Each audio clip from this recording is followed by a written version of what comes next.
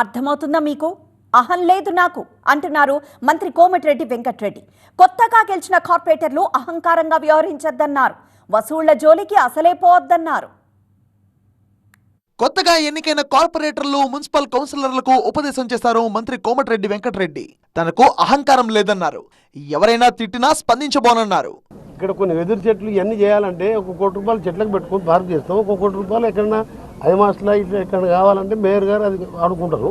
రాజకీయాల్లో సర్పంచ్ కార్పొరేటర్లు తొందరగా బద్నాం అవుతారన్నారు కోమటిరెడ్డి వెంకటరెడ్డి. మా కార్పొరేటర్ల మీద ఉన్నది వాళ్ళ వెనుక నేనుంటా, వాళ్ళకి ఎన్ని నిధులు కావాలని ఇస్తా, పని మాత్రం క్వాలిటీతోని చేయండి. 2 అంత ఈజీగా బదనాం అయ్యేది ఏంటంటే సర్పంచ్ కార్పొరేటర్ కౌన్సిలర్ తొందర బదనాం అవుతాడు.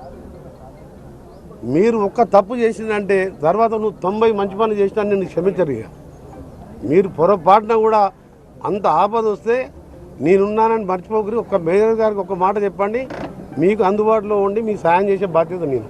కార్పొరేటర్లు కౌన్సిలర్లు కంకర కుప్ప కనబడితే వసూళ్లకు వెళ్లే బుద్ధి మారాలన్నారు వెంకటరెడ్డి. మీరు పొరపాటున ఎవరైనా వ్యాపారస్తులను బెదిరించినా, ఎగ్జాంపుల్ లాస్ట్కి చెప్తున్నా, ప్రకాశం బజార్లో ఒక్కటి రిజిస్ట్రేషన్ కాలే, ఆ కంకర కుప్ప కనబడంగానే ఓడిపోతాడు, కానీ ఈడిపోతాడు. నేను ఒక్కటే చెప్తున్నా మీకు, అంటే ఓపెన్గా చెప్తున్నా, పరిస్ఫూర్తికంగా. ఎక్కడనైనా నువ్వు ఏం డెవలప్మెంట్ చేయకున్నా, నువ్వు అవినీతి మార్గం లేకుండా నువ్వు ఎన్నిసార్లనే గెలుస్తావు. నల్గొండలు నేను ఇప్పటి వరకు 30 ఏళ్ళలో ఎవరి దగ్గర ఛాయ కూడా తాగలేదు. నేను అంటే పని చేస్తే ఈ షాప్ వాళ్ళు అందరూ రిజిస్టర్ చేసుకొని వచ్చి కలుస్తాను సార్ పాలాభిషేకం అంటే, మీకో దండం ఆ పాలకో దండం, మీరు వచ్చిననుకో నాకే ఇచ్చిపోయిన అనుకుంటారు ఆయన, మీకు దండం అని చెప్పి.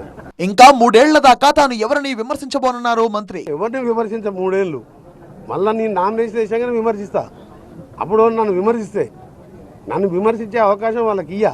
సూపర్ స్మార్ట్ సిటీ చేసినాక నన్ను ఎందుకు తిడతారు? ఇలా 15 సబ్స్టేషన్ కట్టించిన అప్పుడే 2 ఏళ్ళల్లో. కార్పొరేటర్లు నిజాయితీగా బతికితేనే మరోసారి గెలుస్తారని, భవిష్యత్తులో మంచి అవకాశాలు వస్తాయని సూచించారు కోమటిరెడ్డి వెంకటరెడ్డి.